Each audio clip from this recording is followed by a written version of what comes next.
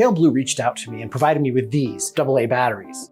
Paleblue rechargeable batteries are very interesting because instead of plugging them into a charger, they have a USB port directly on the battery themselves, right here. And we can plug it in using this 4 USB-C adapter. This makes charging extremely lightweight. You can plug this into a battery bank in your backpack, whether it be for camping or photography or for any number of activities, and allows you to have 4 batteries charged and ready to go.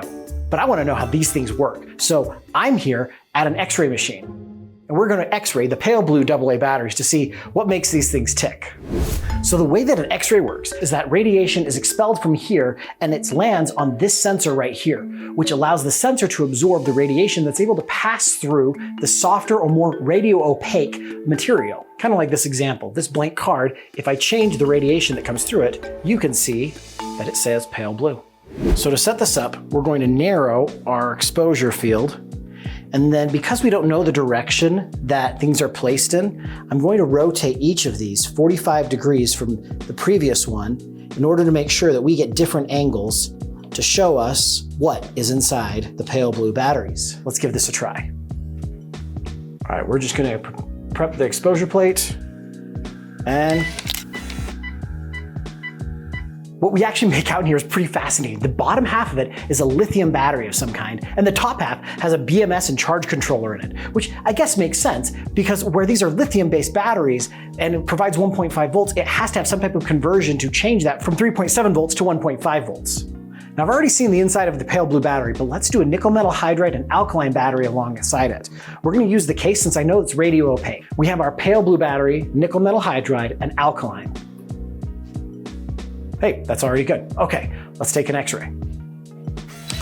It shouldn't be surprising, but the other 2 batteries are actually full because the way that they're manufactured is they're almost like a ribbon that's rolled around itself with the chemicals in the right places. Whereas the Paleblue battery, it's a smaller cell inside of a larger cell. So we actually see more empty space in the Paleblue one along with the circuitry, whereas the other 2 are just the chemical wraps inside of a metal cylinder.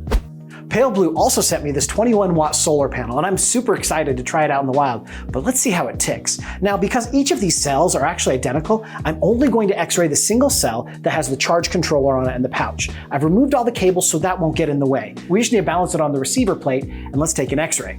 Okay, we're all set up. Let's head over to the machine. Okay, this is crazy. I didn't think the X-rays were gonna make it through the solar cell, but I can actually see the bars that connect the individual solar cells and the charge circuit on here. That's pretty impressive. I can even see the ribbons that run from one solar panel to the next. It's crazy what I'm able to see with an X-ray machine.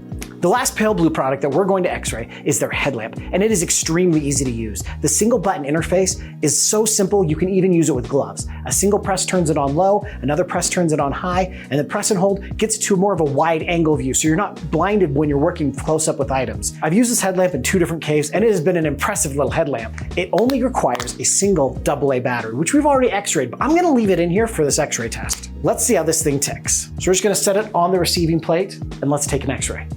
And we can see it, there's actually not much to it. It's a very small circuit board. We can see the battery takes up most of the space. Just like its interface, it's actually a very simple design. What that really means for the end user is there's not a lot here that can go wrong. There aren't any complicated features to this, and I think it's a really nice design, both inside and out. So now that we've taken some time to see the insides of these things, what's next for these Paleblue products? Well, let's try them out in the field, see how they work and see how they hold up against standard cells.